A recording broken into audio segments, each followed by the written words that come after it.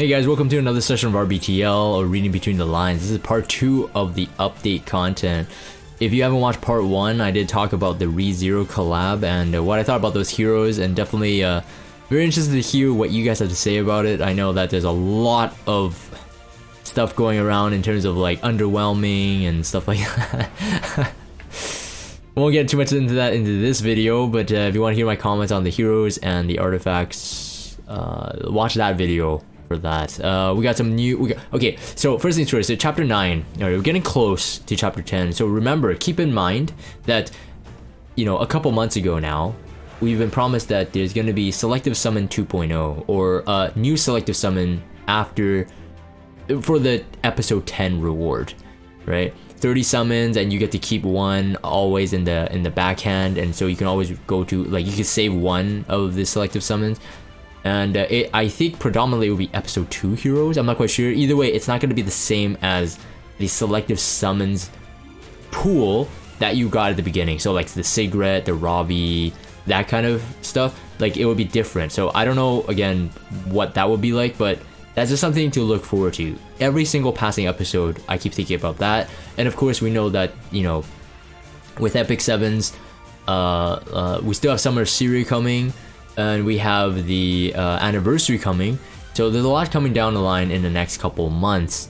It's just that hopefully they don't drip feed us the content like that they have in the past maybe month or two. It just feels slightly slow. It just feels slightly slow. That's the only criticism I think that the community can really blame them for. And I personally, I don't blame them for a lot of things. Maybe the content is a bit too drip fed though, so just speed it up slightly. But actually, you know, as I'm saying this, if you guys haven't checked out ML Charles's S3, holy crap, man, that animation is so jank. I'm going to talk about that in a separate video, but it's probably the worst S3 animation I've ever seen. It's too bad that they don't really update S3 animations. At least I haven't seen it. Like, they did it for Fire Robbie once. I haven't seen one since then. And so I'm really worried. I think ML Charles' S3 is the worst S3, but I'll talk about that in his own separate video as well. Let's see, talk about the big chunk portions here. 3 new EEs. So they're continuing to keep that promise of 3 EEs being released at the same time. I think it's pretty good. I think it's honestly much more healthy at the moment. The 3-star heroes are definitely another big topic I want to spend a lot of time on, but let's get into this first. So Choux getting up to a 10 speed EE. Pretty nice. I definitely have to say, like, one EE definitely stood out to me, and it's Chop. So read this. So when a critical hit is made with Chop, has a 40% chance to activate Swoosh. So Swoosh itself is a 50% defense pen skill. High damage. So I'm kind of confused. I'm like, is that like true? Because like, if that's the case, that's like, this is like next level, like Charles material. Like if you counter, it doesn't say you can't counter. If you counter, you make a critical hit, you have a 40% chance to activate it. If you do a single target, you do Chop, you have a 40% chance to activate it. And Swoosh, since the it's almost silly for me to say the skill name. Swoosh got a buff during Choux's buff. So like there's like self-healing, there's like skill reset and stuff like that. So it's actually pretty crazy. The damage all increased by 20%. In my opinion, like, out of all of these, I actually want Chop out of most. Like, if I'm gonna use Choux, I eventually did get her. I didn't pull on her banner, but I did get her on a daily. But with Chop, I actually might go for it. Like, go for a counter set build and just go for Chop, because 40% is not little. I mean, if you guys have experienced getting gabbed by RB, getting greater attack buffed, that is not bad. And especially just thinking if she's on a counter set, and you can activate on a critical hit, that's pretty good. So I think one of our highest priority now would be critical hit, try to get 100%, especially with that EE. But the other E's are not bad either. 50% def pen on Swoosh with a 20% increased damage. If you have it with, let's say a Portrait of Savior or something else that increases damage, maybe a Draco plate, you might be looking at some really high damage. I would definitely have to see this like in a damage calculator. I didn't run it really, but in my opinion, that's going to be quite large. So like Remnant Violet, for example, a 50% death pen, but people know that if he's on a Symbol of Unity, Portrait of Savior, or that Shepherd of the Hollow, the Kayron artifact, he could do quite a lot of damage. So like I wouldn't, you know, I would definitely wouldn't, you know, look down on this EE. It's definitely a good one, especially if you want to nuke out targets. But I kind of like the RNG factor for Chop for the S1 EE, and then the S3 help me Cream. I had to space that out a bit. Grants immunity to all allies for 2 turns after using it. So before she grants it to herself, and now it's just AoE. I think although an AoE immunity buff for 2 turns is not bad, I feel that it's a bit more underwhelming for her, but it does open up her to the possibility of being used more in terms of, I feel like all 3 EEs give her a very distinct role in how you use her. So definitely, I definitely get to see it being used. So I think for Choux, not even just the 10 base speed is like no joke. It is probably one of the highest value in terms of the stats that we're getting in EEs, that and crit rate. But like outside of that, I think all 3 are actually really good here for Choux. Assassin Cartuja will be another thing. So effectiveness plus 16, you know, I think so like for example, like compared to A card here, I definitely think that A cards is definitely more underwhelming in terms of the base stat, right? So because he can soul burn with the S3 and you guarantee a stun and defense break, so it ignores the resist. So like why give him more effectiveness? Now arguably you can say that, well, more effectiveness is just higher rate, but then you're still gonna risk that S3 maybe not landing. I think if people use A card, they're not gonna S3 just on a whim, because most likely they're gonna have immunity anyway, your opponents. So you're gonna wait maybe until you get a soul burn to do it. But so the effectiveness becomes, like, compared to Choux, effectiveness becomes more important. Like it would have been better if it got like, you know, 14% HP or something like that. I think it would be much more usable. So the first EE, Battle Frenzy 1, increases the evasion chance by additional 5%. So 5% is huge. So before it has 15%, now it's 5%. So people are already thinking like the heroes that can dodge at 50% rate with Violet Talisman plus an A card passive is going to be extremely hard to hit. Now of course, evasion is a lie. We've all experienced that before, but it definitely does help. That additional 5%. With a max limit broken Violet Talisman, assuming max stacks, that's 30%, let's say on a Remnant Violet, 30%, 80%, so it's 100% dodge rate on someone like Remnant Violet, assuming you get all the stacks. So 100% dodge rate is no joke. So A card, I definitely think that with this EE, you know, maybe you're already using him, but with this EE, he's definitely going to be more seen as a viable hero to build. Whether for World Arena or even like, let's just say like some kind of offensive comp just for fun, and heck, even on a defense comp, A card might just really come back with like a really fast Remnant Violet or something, or a decently fast Remnant Violet on Violet Talisman. It's gonna be disgusting to deal with for sure.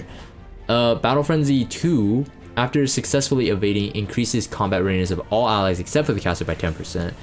Now this is A card evading though, so in terms of like, you know, if they don't target him, this doesn't really benefit. So in terms of like out of the 2, definitely Battle Frenzy 1 is the way to go. Like I don't even think there's any choice in the matter, honestly. I think if you're gonna use A card, it's going to be Battle Frenzy 1 out of all 3.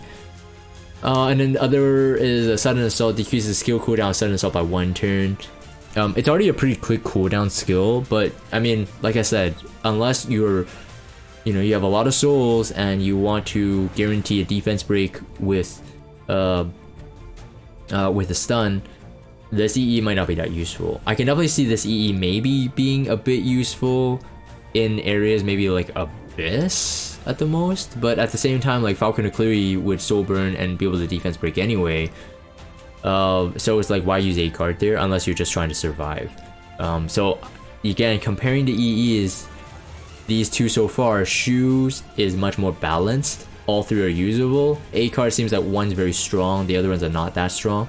Kitty Clarissa, effect resistance is increased. So again, more useful stat in my opinion, for Kitty Clarissa especially.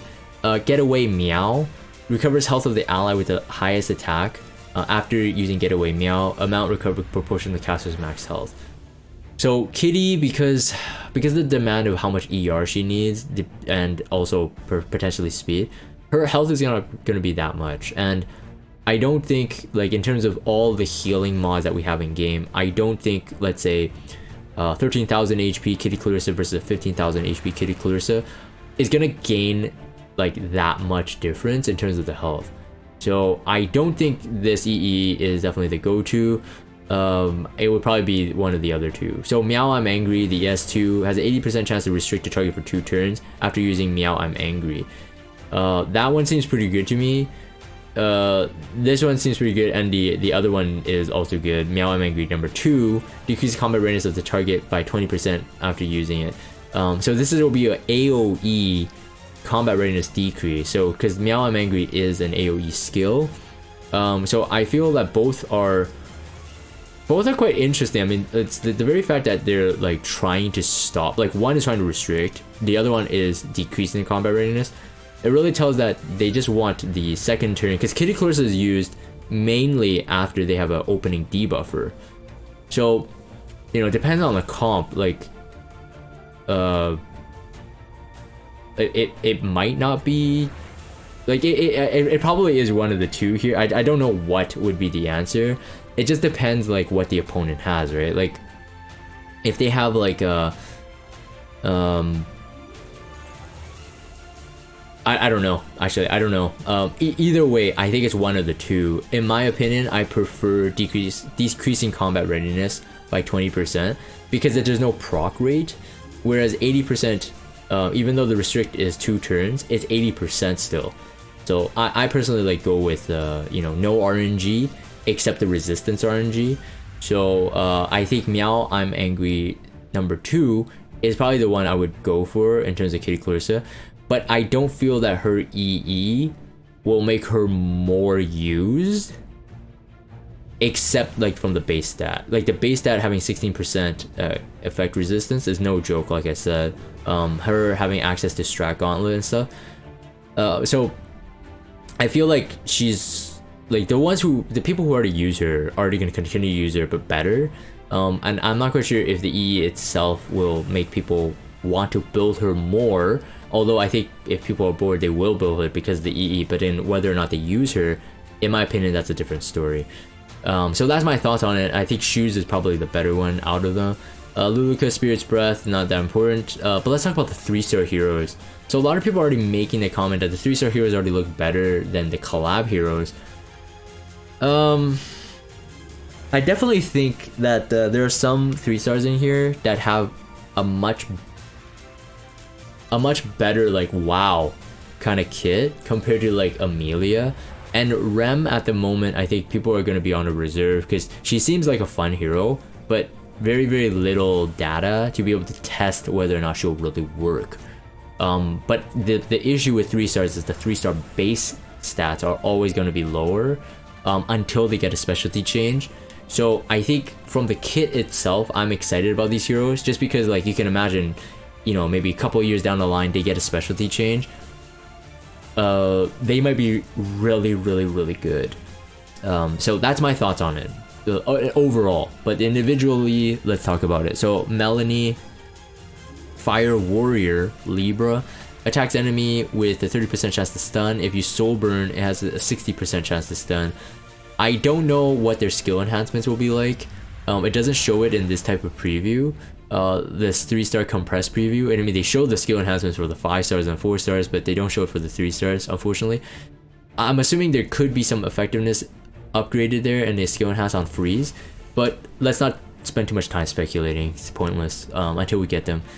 When attacked, it's a passive, Agility S2, has a 25% chance to decrease the damage suffered by 50%. That's quite a lot. So 50% damage mitigation, but 25% chance to proccing it. When more than one damage reduction effect is granted, then the strongest one is applied. At the end of the turn, increases the combat readiness by 10% of the caster. And then the S3, I'll blow you up. Attacks all enemies, decreasing speed, inflicting stigma for 2 turns.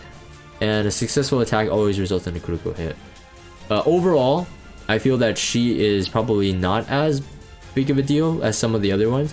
But in all the other 3-star releases, it's always been the case. Like, there's a couple that stand out and a couple that just like, kind of like Grandmother and what's his name?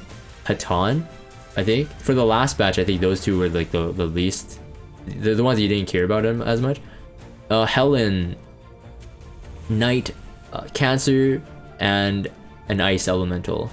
S1 reads this: attacks the enemy before increasing combat readiness of a random ally except the caster by 10%, and the damage dealt proportional to caster's defense. So defense scaling. Combat readiness increases. Combat readiness increased effect will be applied to all allies if you soul burn it. So a 10% CR boost for everyone. Attacks the enemy before increasing defense of the caster for 2 turns and recovers some health. A damage dealt proportional to caster's defense and an amount recovered proportional to caster's max health. So you kind of like a split kit there. You kind of want high defense and high health. And then S3 adopts a counter-attacking stance for 3 turns, so counter-attack buff, and grants increased speed and a barrier to all allies except for the caster for 2 turns. So speed buff and barrier buffer.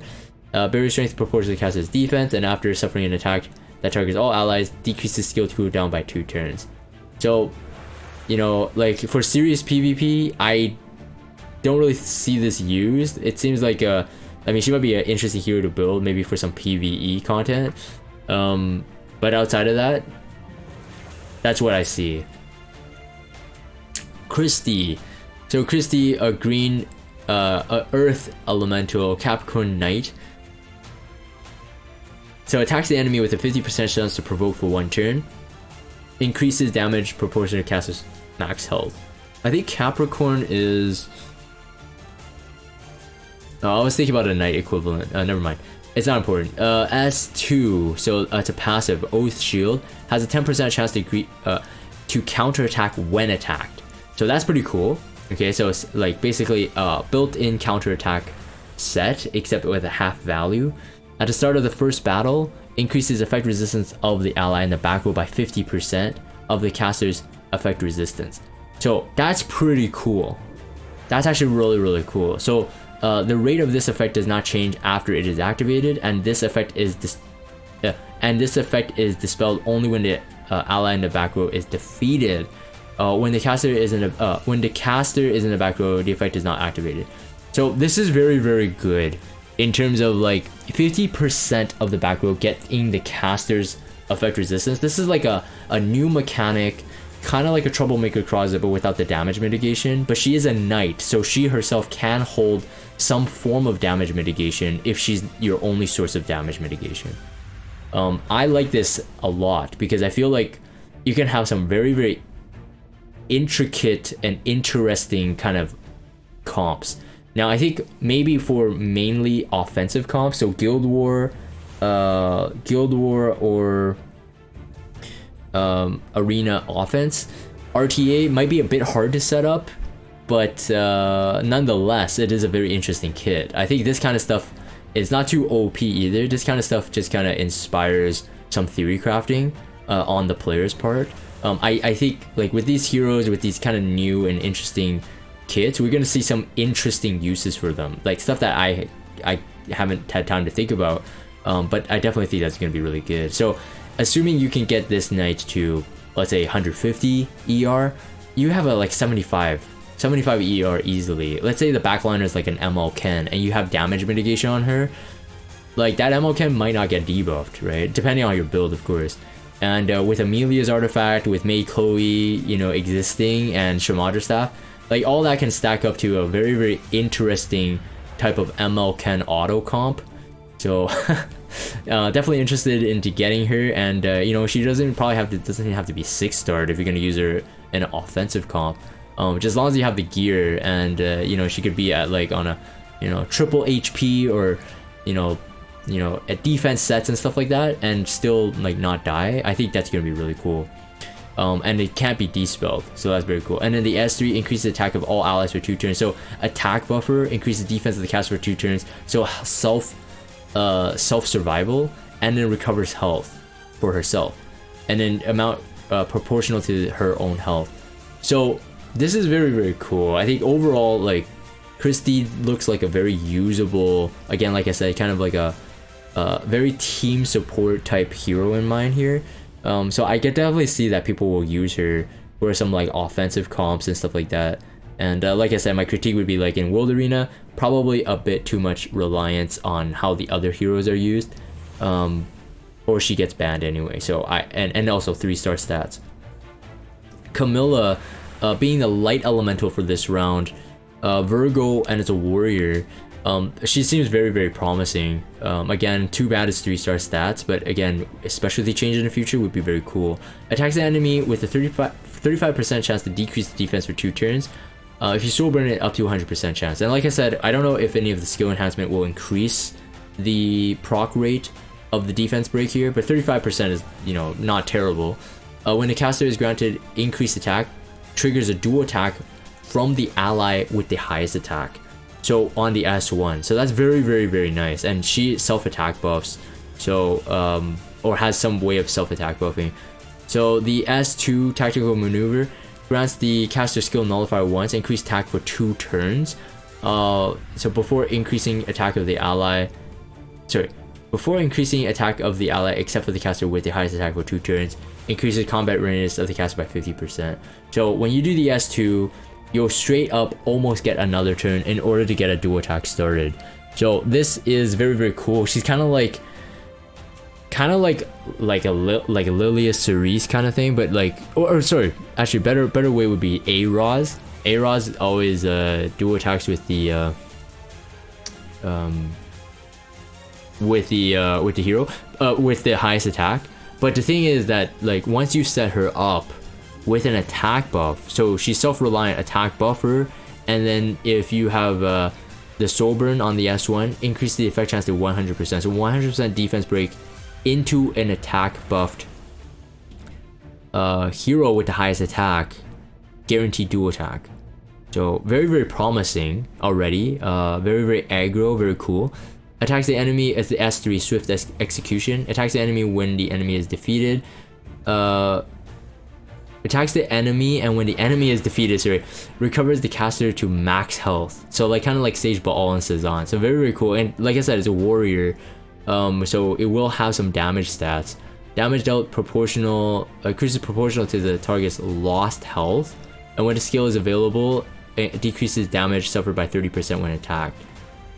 So again, very self-sustaining. Very self-sustaining, like a built-in proof of valor. And then also more damage when you have lost health. So very, very like reminiscent of like Sage Baal and Cezanne, how he kind of works as S3. When more than one damage reduction effect is granted, only the strongest effect is applied. So keep in mind that this is damage reduction. It's not damage share, so it can be shared with Aurea. So in my opinion, like, her, out of all the 3 stars we covered so far, has a high chance, in my opinion, has a high chance of making it into like PvP modes like World Arena. And if not World Arena, 100% in offensive fights, Guild War, and regular Arena. Definitely usable. Very high self-sustain, so not easily killed. And then having that, the kit that she brings, that's actually incredible. Very straightforward, but also very, very cool. I can really see why like some people are saying the 3 stars are better than the 5 stars that are released in this week's patch preview. And then a dark elemental thief Scorpio Penelope. S1 attacks the enemy before increase the attack of the caster by 15%.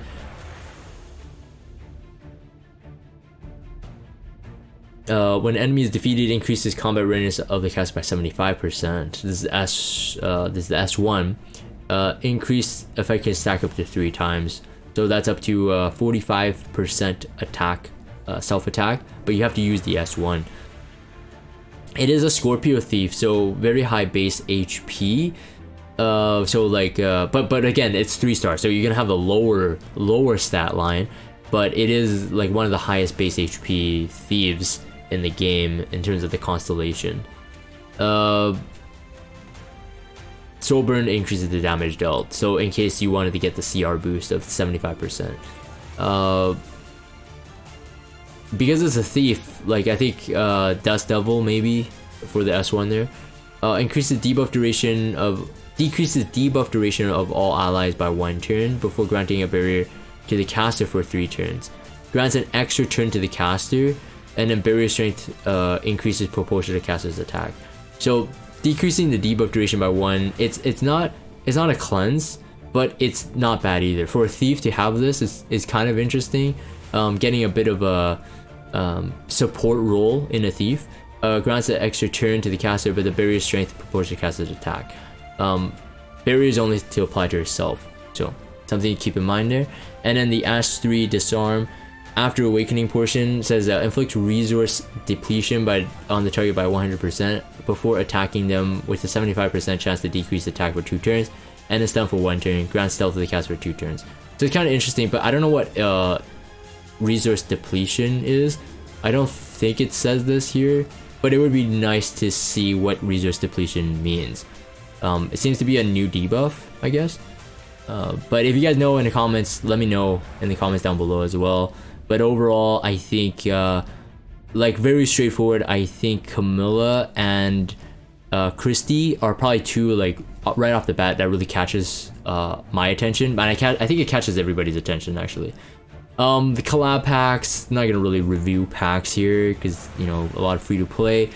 But let's see, I think that's pretty much it. Some quality of life changes here and there. Yeah, so that's pretty much it for this one. The EEs and the 3-star hero is the main topic for this video. If you're again, like I said, if you wanted to check out my video talking about the ReZero collab and the heroes there, that would be in a separate video. If you want to see my thoughts on Moonlight Charles or ML Charles, Closer Charles, which I don't like the name of, Closer Charles, you can see that in a separate video as well. I'm gonna end this for the video recording. If you guys have Discord, check out the Discord server. Follow me on Twitter, subscribe to YouTube if you haven't. As always, thank you guys for watching, and I'll see you guys next time.